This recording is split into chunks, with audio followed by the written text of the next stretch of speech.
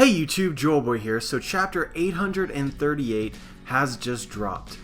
So check out that chapter before you check out my first reaction to the chapter, because as per usual, I'll be spoiling it.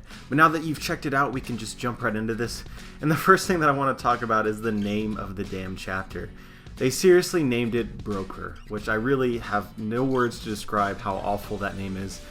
I honestly would have preferred Brother Chopper, but I guess that's what we get for wanting the chapter translated as soon as possible. Manga Stream sort of looked at this and was like, fuck it.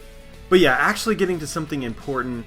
So let's start off with the cover page. I know last chapter a lot of you were confused why I didn't talk about the cover page, and that was mainly because I didn't really see any obvious clues or hints or anything that I could really speculate on. All that we really saw was that, hey, it's the Shanks Pirates, which is awesome by itself, but not really something that I could really talk about beyond the fact that it was a semi-hype moment.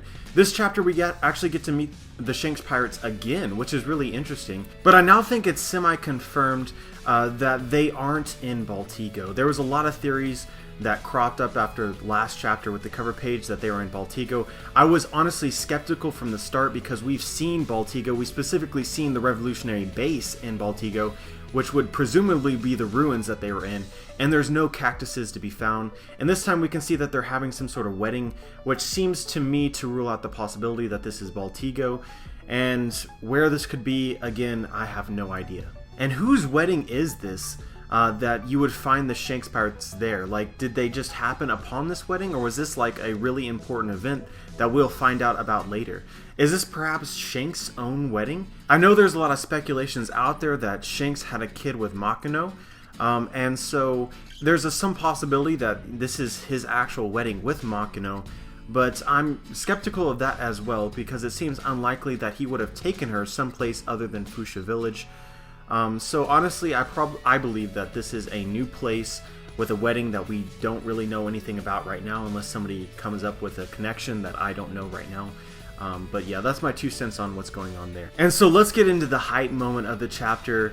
The most important detail revealed, or at least the most significant right now, which is that of Cracker. And this is just a reminder that we can't take anything that we see 100% seriously, because I believe everyone thought that Cracker had some sort of devil fruit related to the creation of arms and legs. And so a true story here, I was actually going to do a theory where I was going to, or discussion where I was going to talk about that, but then I decided against it because it seemed too obvious, right? That, why even bring it up, because this is what everyone thinks. I'm kind of glad that I didn't make that video now, because I don't need to hide my shame, because it was revealed this chapter that Cracker actually has the biscuit fruit, which allows him to manipulate biscuits into any form that he desires. So nothing to do with arms specifically at all. Oda keeping us on our toes always. And so how could we have possibly predicted that his devil fruit was something different than what it appeared to be? And I honestly think there's one major clue that was overlooked, which is that we've seen several of Big Mom's family so far, and all of them have devil fruits that make sense given Big Mom's theme as a whole, whether that be Disney or food. But we have the Candy Minister, who seemingly has the ability to turn people into candy. Then we also have Brulee, who has the mirror ability, which relates to Mirror Mirror on the Wall from Snow White. And of course, Big Mom also has the ability to turn inanimate objects alive, which sort of makes sense given the Disney's theme as well, because in Disney we often see things that shouldn't be alive, whether that be in Alice in Wonderland or Beauty and the Beast. This is just something that often occurs, and so you have sort of a theme building with Big Mom's family and their devil fruit abilities. And so with this being said, Cracker's ability to potentially grow arms and legs doesn't really seem to fit. I don't know of any particular Disney reference that would be, and it also doesn't seem to be food related, if it's just growing arms, etc. And so with this being said, we could have come to the conclusion that this was misleading, and that this wasn't actually Cracker's ability, and that his ability related to Disney and or food, but could be observed as potentially growing arms, which could then potentially lead you into the right direction. So yeah, just food for thought there. This could also be used going into the future if we see any more Big Mom subordinates and their Devil Fruit abilities. If they don't appear to be related to these themes, then we could also maybe predict that they are that we're being misled. But yeah, let's go now into Cracker's ability and how it relates to Luffy's fight versus him.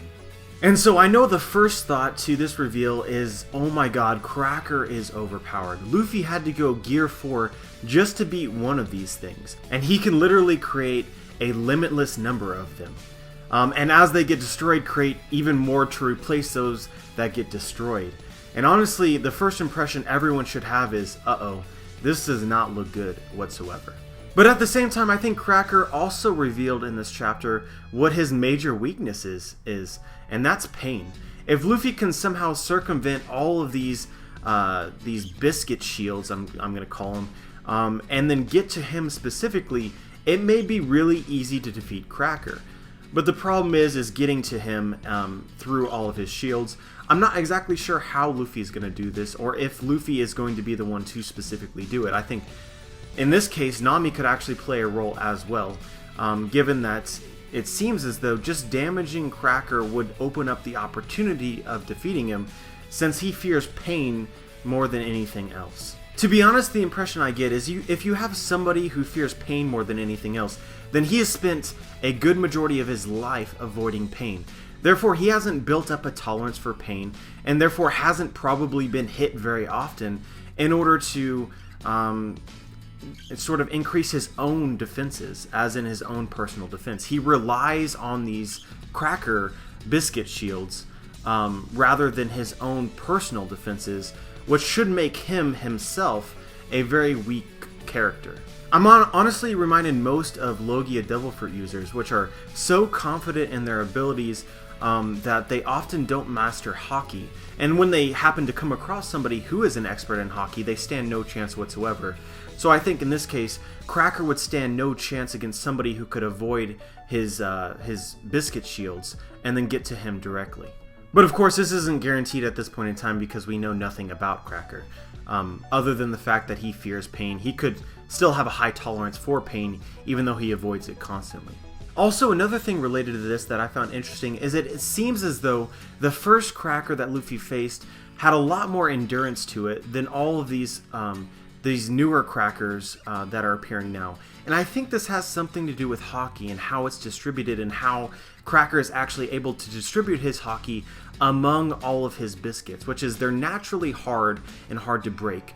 But while he was inside of one, he could actually give it Haki to make it even harder. But when he's not inside of them, or perhaps there's a lot of them, he's not able to give them Haki, which makes them a lot easier to destroy. And so going into another topic, we have Chopper and Carrot inside of Brulee's mirror world. And I think this should be pretty obvious at this point in time, but it seems as though they have access to all the mirrors within Whole Cake Island. Given Brulee's powers in the mirror world, they can basically spawn at any mirror. Now, I don't know how they'll be able to tell where exactly that they would come out, or if they can just go back in, or how exactly it works. Probably the simplest answer here is that they can simply look through the mirror and see what's on the other side. But the impression that I'm getting is that Chopper and Carrot, while currently in the mirror world, are pretty soon going to be somewhere else completely. And where they end up coming out is obviously going to be hugely important to the plot going forward, because that will determine their circumstances, who they'll be facing, and what they'll do next. And so my first and most obvious thought is that they're about to appear right next to Sanji. I haven't yet looked back at previous chapters, but if my memory serves me, there was actually a mirror present where we last saw Sanji, where we got a full perspective of the room in which he was being kept. This could be wrong, but there should be a mirror at least somewhere nearby Sanji, and my first impression would be that Chopper and Carrot are soon going to be in the same room with Sanji. And as if to echo this, we also have Pedro and Brook, who are also about to infiltrate deep into Big Mom's territory and are currently hidden from the sight of the Big Mom pirates. I think all of these events are going to add up to the Big Mom pirates being highly confused as to how the Straw Hats got to where they're going to go. And so jumping into another topic now, we have Big Mom, and she talks about the situation with the Straw Hats firsthand, which is something that I've been waiting for. And so some ideas that I had have been debunked, and so we can start to narrow down the possibilities as to really what Big Mom is going to, what kind of role Big Mom is going to play with the Straw Hats. And my first impression, based on what she says, is that Big Mom is not looking to marry Luffy or anything like that right now. She really has no love for Luffy. But what is interesting is that I think it is now confirmed that Big Mom has specifically lured Luffy here and sort of are testing them to see if they can retrieve Sanji. Now, I know that she calls them vermin and pests, but at the same time, she says this, which is really interesting, that this would be their last day for their opportunity to potentially rescue Sanji. And she seems really disappointed with the progress that Luffy has made, given that he was so full of confidence and said a lot of trash back when she first talked to him back in Fishman Island, which highly suggests to me that Big Mom was sort of hoping, again as I've said previously, that Luffy would make it through the forest and reach her, and is disappointed with the fact that he isn't there yet and time is running out.